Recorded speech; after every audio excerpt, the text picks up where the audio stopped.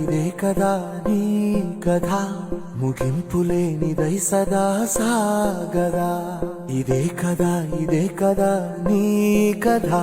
ముగింపులేనిదై సదా సాగదా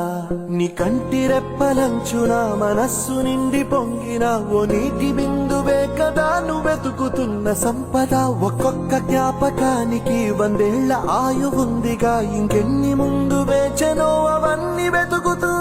పదా మనుష్యులందు నీ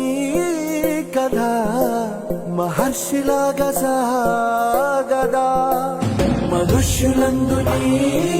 కథ మహర్షిలాగా సాగదా